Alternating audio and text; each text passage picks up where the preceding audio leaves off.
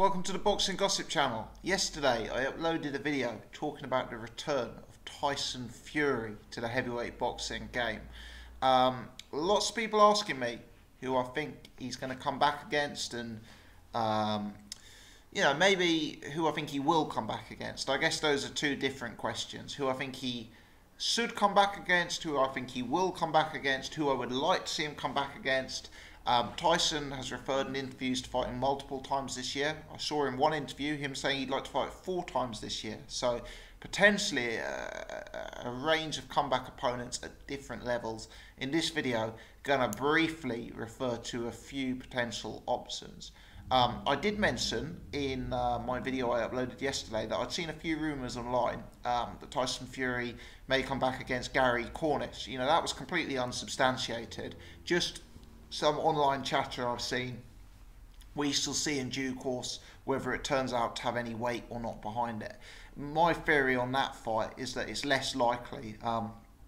Cornish just lost at British title level and obviously was stopped pretty immediately by Anthony Joshua. So even if Cornish took Tyson Fury 3 rounds, it would be an unfavourable comparison to AJ. So I suspect that fight is unlikely, but I guess Gary Cornish is available and would be affordable, so who knows. I also noticed that the Sun ran a story today saying that they'd looked over a clip of Frank Warren at the press conference with IFL TV, and they seem to think that Frank Warren potentially let slip who the opponent was by saying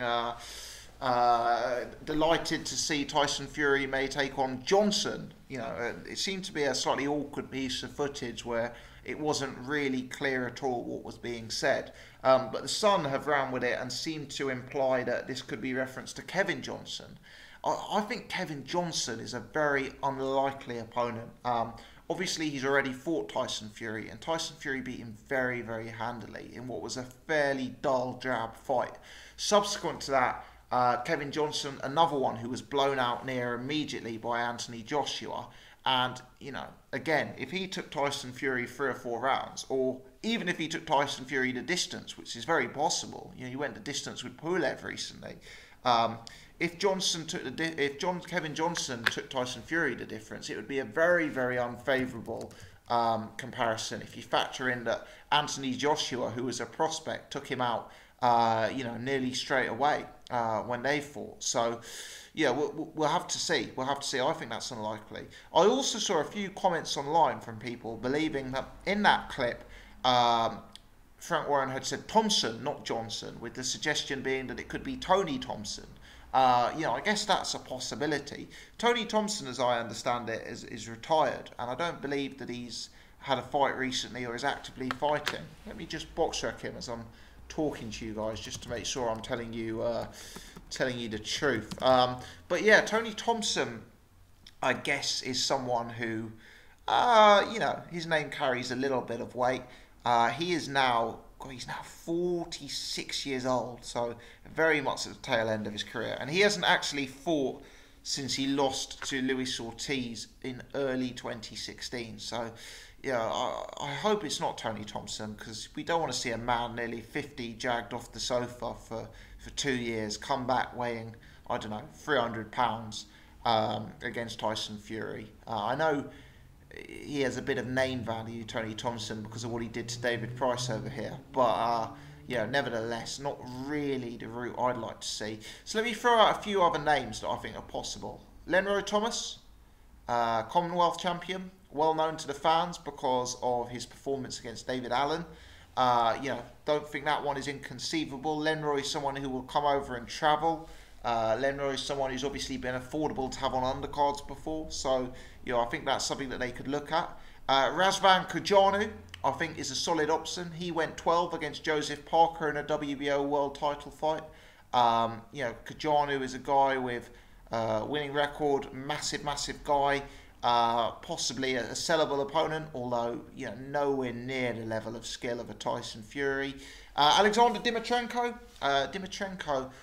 Who was it he took out? It was Adrian Granat, wasn't it? Alexander Dimitrenko took out last year. And that kind of put him back in the mix a little bit.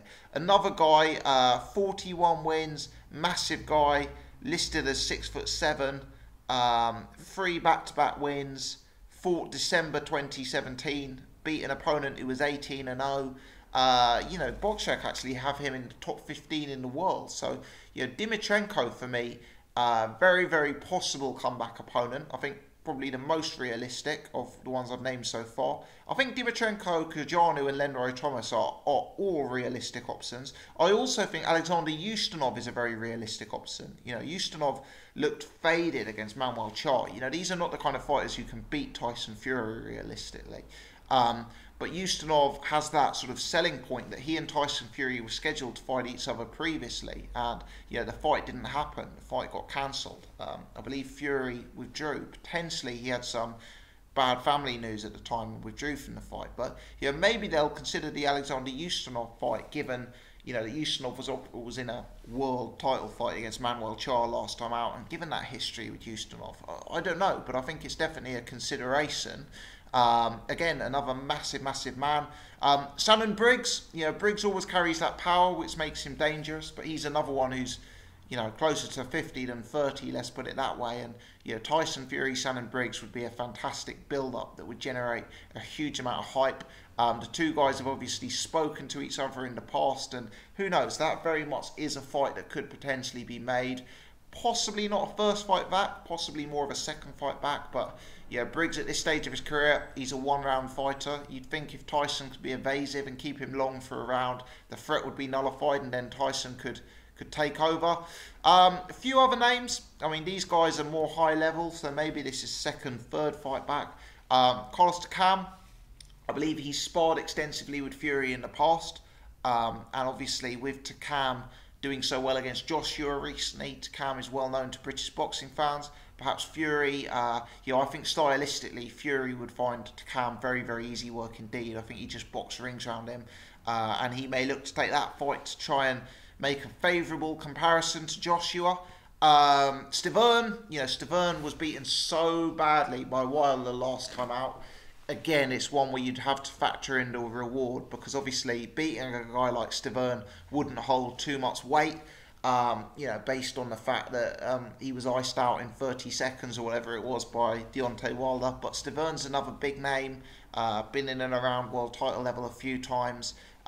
Maybe a name like Chris Arreola, someone who's got that name value from the past, coming back to the scene.